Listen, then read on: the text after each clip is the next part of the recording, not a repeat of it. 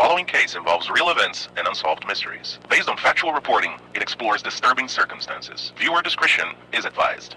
The darkness is real, and sometimes the truth remains hidden in the shadows.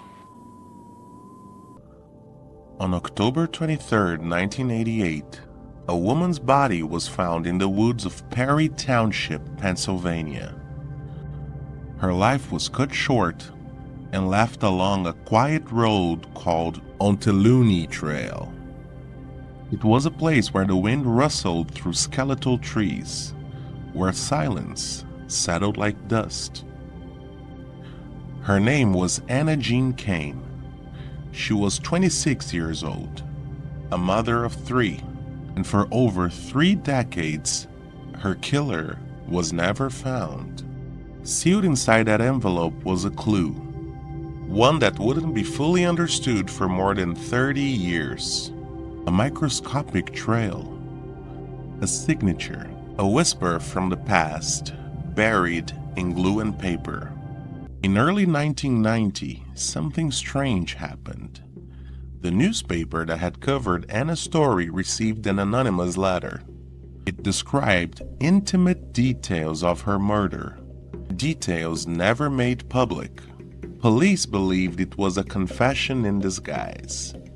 And though the words themselves couldn't prove anything, the envelope could.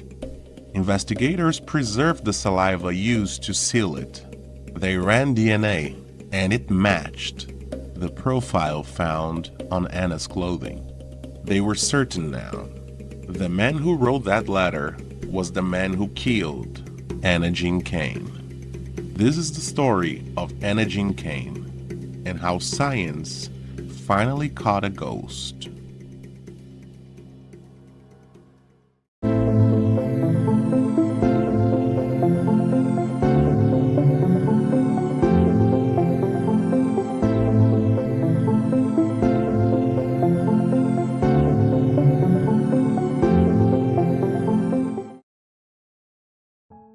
Anna Jean Kane was 26 years old. She lived in Berks County, Pennsylvania, a rural stretch of quiet towns and farmland, just outside Reading. She had recently moved to the area. She was unemployed at the time, and according to her daughter Tamika, she was trying to turn things around. Anna had 3 kids. Tamika was 9 years old when her mother died. She remembers walks through the neighborhood, random dances in grocery store aisles. She remembers a woman who was blunt, funny, and unafraid, a presence that filled a room, even in silence. But not everyone remembers her that way. In the years after her murder, newspapers would refer to Anna only as a prostitute. Her daughter hated that. Because while it is true that Anna struggled with addiction and survival sex work, that's not the whole story. She was a mother. She was loved, and she was trying. And on October 23, 1988, she vanished. Her body was found off Ontelaunee Trail Road in Perry Township. The autopsy showed signs of blunt trauma and asphyxiation. Her daughter later remembered that something had been tightly wrapped around her mother's neck. There was no immediate suspect, no weapon recovered. But detectives did find something. DNA. A male profile was recovered from her clothing. It didn't match anyone in the system. Not then. Not for decades. The case would grow cold. But the killer had already left more behind than he realized. The investigation into Anna Kane's murder began immediately.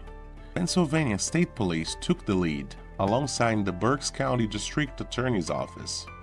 They collected evidence, conducted interviews, and preserved everything they could, including Anna's clothing, which held the unknown male DNA. But without a suspect, the case stalled. And for 34 years, the evidence sat in a file, waiting, gathering dust as the world moved on. In 1988, the FBI launched CODIS, a national database designed to connect unsolved cases through DNA.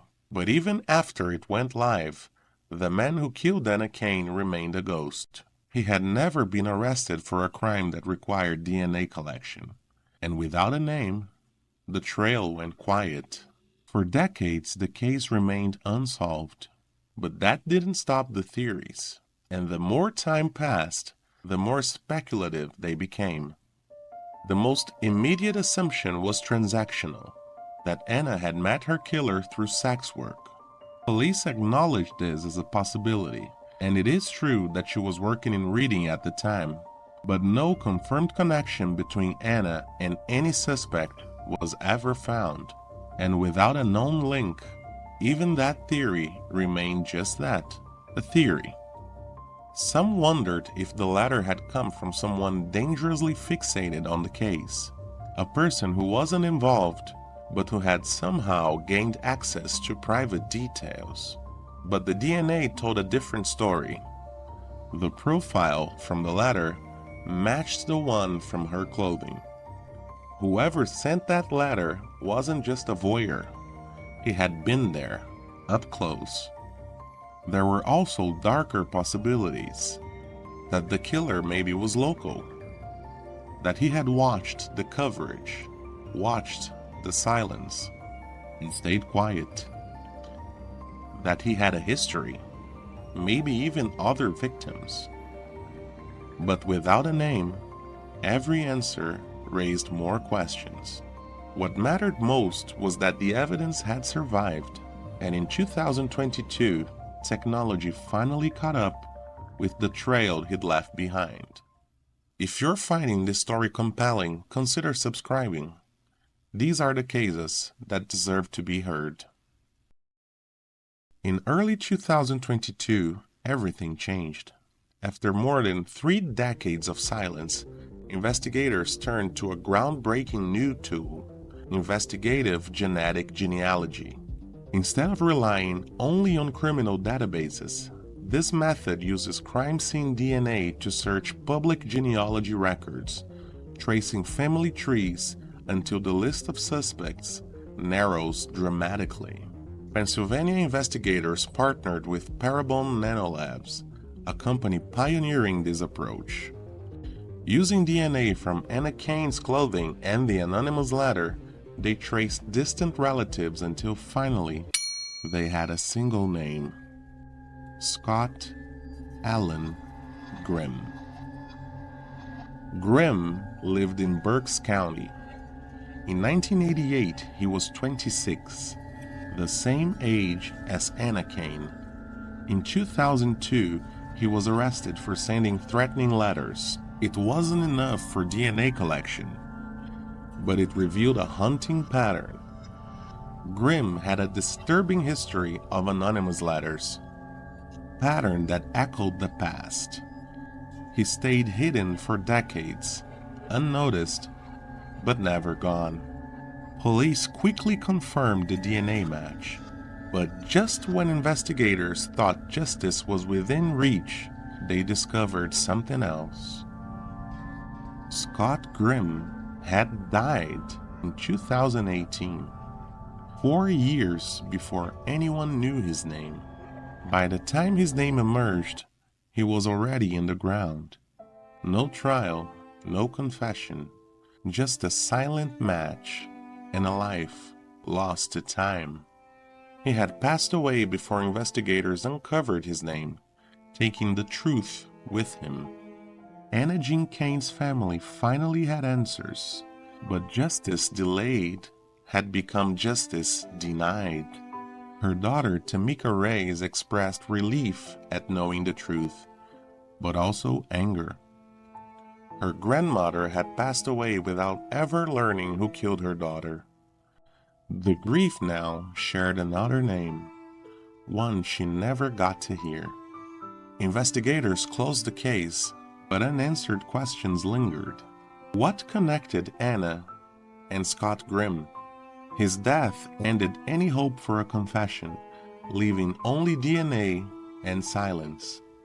Anna's family wants her remembered for who she was, not just how she died. a mother, a loved person, a life, but way too short. A voice lost in the static, still waiting to be heard. Genetic genealogy has revolutionized cold case investigations, delivering justice long overdue. But even DNA can't answer the deepest question of all. Why? If you found Anna's story meaningful, please share your thoughts below. Can science alone deliver true justice, or is closure something deeper?